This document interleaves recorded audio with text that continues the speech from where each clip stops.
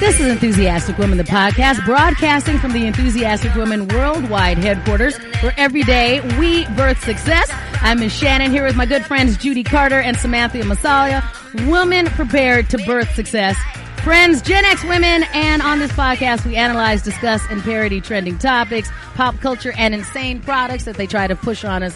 Hello, ladies. How's the birthing process going over there? Hanging in. Hey. Yeah, hey. I'm feeling... Not too painful today? I'm feeling overly enthusiastic. It has been a very enthusiastic few weeks, I feel like, for all of us. And so, it has been. Yeah, so it's always good to come here and just exercise all the enthusiastic demons here on this podcast. And today is going to be no different. We have some great things to talk about. Today we're going to talk about, in our product displacement section, Forever 21 has now put its foot in its mouth by trying to put a different food into your mouth. So we're going to talk about that and product displacement.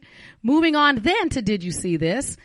YouTube had a convention, or some YouTube influencers had a convention lately, and a lot of the famous YouTubers are now tapping out. And we want to talk about why.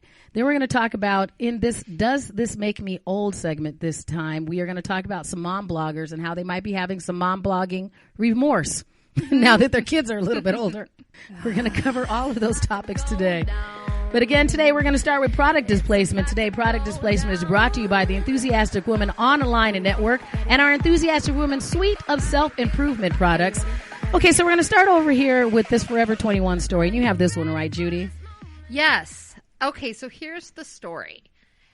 Forever 21 was sending out Atkins diet bars with people's orders, and it made people very angry. The bar was included with plus-size clothing, and the company says it wasn't targeting plus-size people with the freebie. Because from what I understood, the bar was included in all of their clothing. That's like what they say, but it's the optics of it. I mean, imagine ordering a plus-size swimsuit, getting your order in the mail, and having like a diet bar. When you open it, your plus-size swimsuit along with diet bar. Now, they just weren't smart about what they did. And I put this in the, is this intentional or is this tone deaf? I think it may be tone deaf. I know I do a lot of online shopping, and I do, from a variety of different retailers. So quite often I do get some sort of freebie in the packaging. And I remember at one time I've got some South Beach bars that I just looked like, oh, look, a snack. And they were such bite-sized things that it didn't even occur to me that it might be some sort of subliminal hint that I should get a smaller size. And so I'm just imagining if I got the Atkins bar, I can understand why some people were concerned, but it would not have bothered me. It's a full-size bar. Yeah. It came with a pamphlet. It had the whole thing about the Atkins way that talks about like their diet plan and everything. Right. So it was a little bit more in your face. Fair enough. And, people tweeted, I've received my order of 5 items from the plus section. Oh, and this hashtag Atkins bar slipped in there. I don't take kindly in people telling me how to live my life. Fair enough. I mean, it was a bit more like that. It wasn't just like a snack. Right.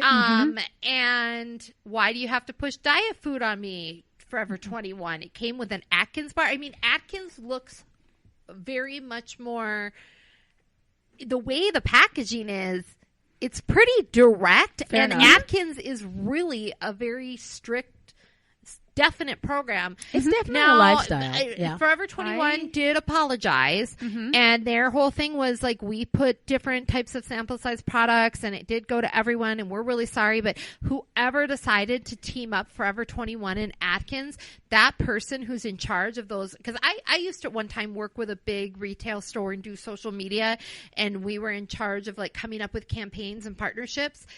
That was just not smart. And in the summer when you're doing swimsuits, go ahead. I'm sorry to talk over you, Judy. I think I figured out what the Forever 21 thing is. I think they have full on shifted into outrage marketing. No, and I'm serious. That's a real thing. Several days, so they did this. Several days later, after that story broke, there was another story that broke. It was a journalist who called out the fact that they were selling bike shorts off their website that said fake news all over them, like it was stamped all over them. Okay. That caused to be a big thing. They sold out almost instantly. Wow. Yes, and then last year they sold a Christmas quote Christmas sweater that said Wakanda Forever on it. Yes, I remember that. Right? And it's the one that had the white model in it. The white model. Yep, that caused additional outrage. In 2016, they sold quote young boy graphic T-shirts that had phrases like "ladies man," "chicks are all over me," "sorry ladies, I only date models" on them. So outrage marketing is actually that's interesting, that's their Sam, thing. because they are getting a lot of news. Because I never pay attention to Forever 21 until they pop up in the news cycle. Well, I don't know. I mean, for teenagers, that's all where they shop. Like young people, you just don't have a daughter who's that age. Right. They're obsessed with it. So I don't know that they need outrage marketing to have kids constantly go there and buy everything. I don't know if it is the kid thing, but it's a really obvious. The fact that has been a consistent drumbeat in their marketing for 3 years. I mean, the fact that it's called Forever 21 for that age group, like those young people, and I feel like it is kind of junior sizes. Oh, yes. It's massive. I mean, I don't know. I think that they probably just have idiots working there, for and they 3 years accidentally get dumb stuff happen to them. I don't know. I don't know that they need it. They're hugely popular. But it is cheaper to do outrage marketing than to buy ads. So if they just want to every once in a while pop up in the news and stay in the conversation, they're not targeting us. Yeah, they are. No, online they are. Yes, they are, because we're the ones that are giving the kids the charge card. Yep. So online they do need to continue. Well, so at least this way, market to my kid. But no, because your kid will ask for it, but we're the ones that will remember to buy it for them as well. So I do think that this could be a hybrid, because now they are in my feed because of the news articles. Even though I would, you see what I'm saying? So instead of them buying an ad that I will ignore because I'm not shopping there and my kid buys what they want, if they are organically in my feed because now Google is tracking the fact that I paid attention to Forever 21, I'm going to see all of their online ads and be more likely to click through and buy my daughter the sweater right away because all I notice is the sweater. Or you might buy it for yourself, because I think people older people, not the under 21 set, shop for themselves at Forever 21 online versus going into the store. God, why would you buy something at Forever 21? Because I can't imagine. I mean, I was looking at the reporter. The reporter who like, discovered the bike shorts was shopping for herself. Yes, and she encountered that, and that outraged her. And also, do yourself a favor and go to Nordstrom. A number of different brands are embracing outrage marketing. Disney did. Now they're claiming that it was Disney who was behind the what's her name? Ariel. Is she the character? Because for the new Little Mermaid, there's a new Little Mermaid, and it's a person of color. And then there was a big, there was allegedly big Twitter outrage about this, but now that's being tracked back to Disney. I thought that might have been a fake thing, because there was that whole part about like Hans Christian Andersen was Nordic, so the mermaid's supposed to be Nordic. There was that whole thing, yeah.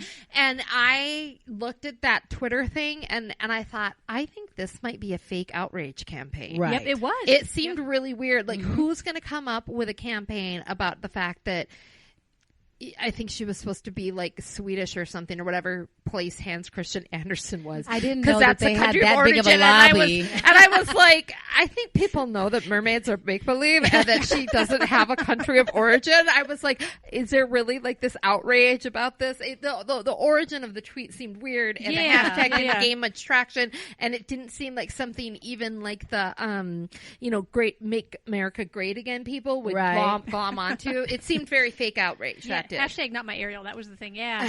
Well, I do agree with you that I am not going to change my Ariel great again. Ariel. I am not going to change my shopping patterns based upon this particular ploy. And it's not going to help me either. You think they purposely were like, if we send out Atkins bars to people, they'll be mad and tweet? Yes. And I think I'm in between. I think that they're like, Atkins offered them a lot of money to place their product in there. And they just said, and they were like, sure, we'll send it out there. Because I did talk to some people who were in that brand of marketing where they were trying to, it was their job to tie up, because you need one every month and you got to fill your calendar. Right. And sometimes people who are in that job are not good. It's called shopper marketing Correct. and all this stuff. And as for somebody who's done it and seen how that goes, and in the retail, you know, somebody will leave and they'll get somebody in and they're not great and they got to fill their calendar and 1 month is off. I mean, I could just see it being not smart. I mean, you're giving people a lot of credit when there's people who are idiots everywhere and not competent. I mean, I don't know that they're that smart, Sam. Yeah. You're trying to make it intentional when they I'm were like, they're I've just been there. grabbing dollars. They're just grabbing and they dollars. got to fill a calendar, and then you've got some guy who's like the senior manager, and he's a complete douche. Right. You know what I mean? And the Atkins peoples are probably fair enough. I bet you the Atkins people are very disappointed in our whole body positive campaign where we're like, just love you, and Atkins like, no, please don't. We want you to love you with our product. I think this is the result of incompetence and douchebags, not a well, we'll high see level. if 3 months from now, if they end up doing something else. So that was today's product displacement.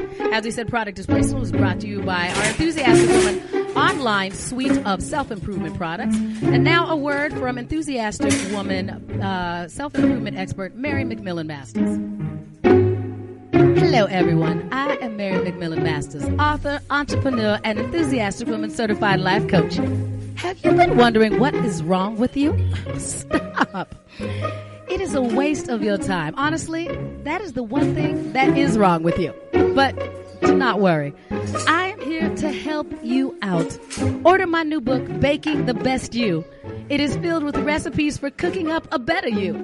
You may not have the best you quality ingredients as I, but you can still be the best you imaginable thanks to my detailed best you recipes.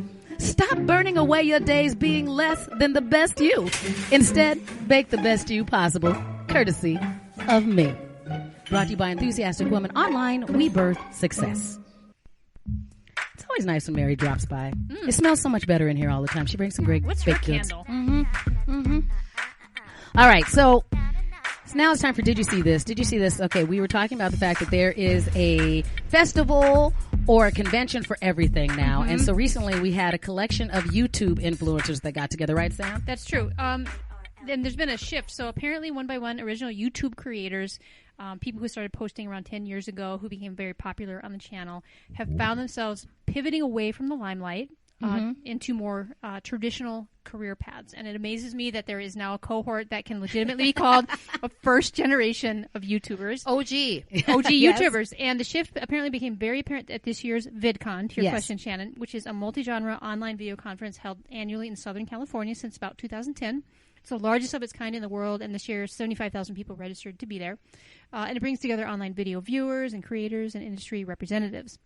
So I do think that this is really interesting when you go and you actually look into this thing because, you know, although I am a fan of pop culture and I know a great deal about quote unquote celebrities, I do not go very deep into the YouTube celebrity world. So I was learning a lot about these people as we were looking up this story.